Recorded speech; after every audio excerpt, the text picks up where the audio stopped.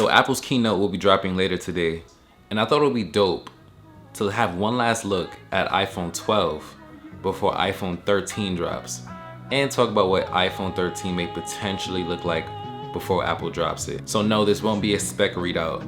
I'll only be talking about my opinions on iPhone 12, specifically the Pro Max, based off my experience with it. And I think the best way to start that off is by talking about the design.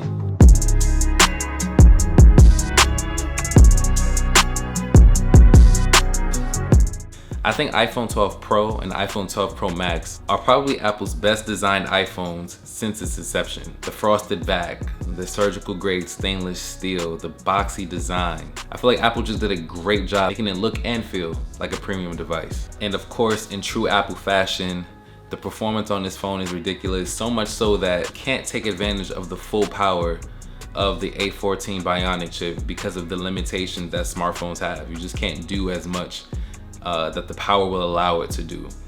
So the performance on iPhone 12 Pro and iPhone 12 Pro Max was just simply outstanding, as well as the app experience.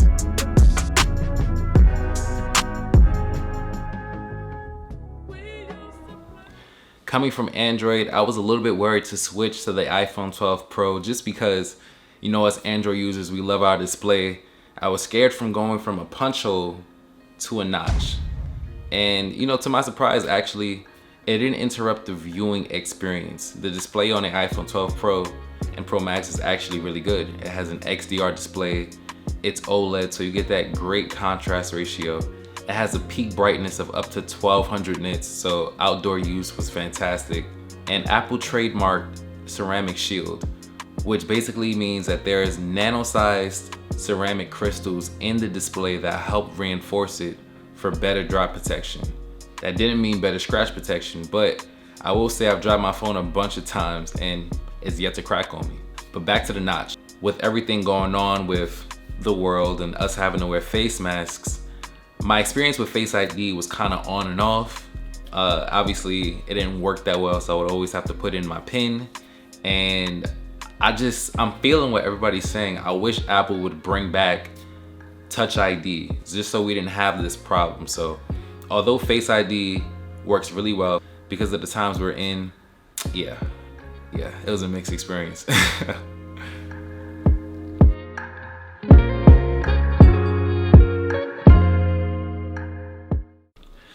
But I'd say the cameras were really interesting.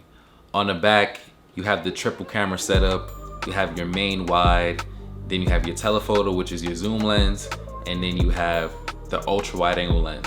But it wasn't just the physical hardware that made this camera setup impressive. It was also what's going on with the software. And then specifically with the iPhone 12 Pro Max, that had a bigger sensor as well as an image stabilized sensor. So the experience with the cameras was really good. There was consistency across the board. I'd say my one letdown, it's not a complaint, it's just a letdown. It's kind of on the software side regarding the camera experience. I just feel like Apple ProRAW, Deep Fusion, even the LiDAR scanner, I just personally don't find it compelling to use. I feel like it was cool after, you know, the first week that it was announced and we got to play with it. But to be honest, like, how many of us are using augmented reality apps that take advantage of the LiDAR scanner? You know, how many of us is using Apple ProRAW to edit our photos on the iPhone? I just feel like they're not compelling enough to use past, you know, its announcement. So that's just my one gripe. Otherwise, I felt like the camera experience was great. Again, consistency across each camera lenses, great colors, great dynamic range. Overall, I was generally pleased. Last thing, MagSafe surprised me.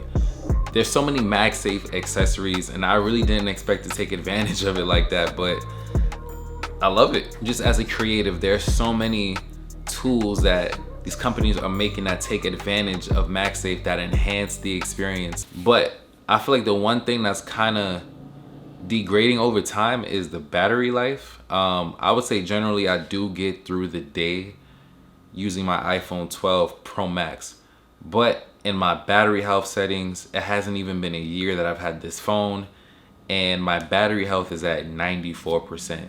So it's not being you know, my battery isn't being fully optimized after only 11 months of use. So I'm not sure what that's about.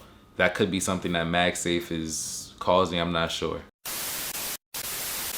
But let's talk about iPhone 13 real quick. Leaks and rumors are pointing to 120 hertz display, which I think will be fire. The iPad Pro, that display is amazing with its high refresh rate. So Apple incorporating that in its display technology would only make it more smooth and a more enjoyable experience. The design seems to be pretty much the same, except for a smaller notch. Based off the leaks that I've seen, it don't look like it's gonna be that much of a difference. I can't wait till Apple gets to the point where they can like eliminate the notch completely. But we're gonna have a smaller notch supposedly. Improvements to Face ID, as well as portrait mode video and some other new camera features that should be hitting iPhone 13. And I'm excited because the engine that makes the iPhone go is the A14 Bionic. And with the A15 Bionic, you can expect to see more performance gains, which is gonna only add to the functionality of these camera features, of all this other stuff. Maybe my battery complaints will be fixed because it's more optimized because of the new chip. So I'm excited, we'll see. And logically, I feel like the next question is, should I or we upgrade? And again, these are leaks and rumors. Things can change, or there may be things that we don't know, right? But I will say, based off some of the leaks that I've seen, it does feel like this is an S or marginal upgrade. So if you have an iPhone 12 Pro, I'm not sure if it'll be worth upgrading. If you have anything older, for sure. Like, who doesn't want to be upgraded after 2 years, you know? But I'm not sure if you have the latest device, if these marginal upgrades will be worth it. But again, we won't know until Apple finally unveils iPhone 13, as well as its other products, in a couple of hours. So hopefully you enjoyed this video. I didn't go into too much depth because I wanted to keep it light. My name is D Dames and I make videos about tech and lifestyle. So if you enjoy those things, make sure you, first of all, like this video, show love in the comment section, and then subscribe to the boy. Stay blessed. Deuce.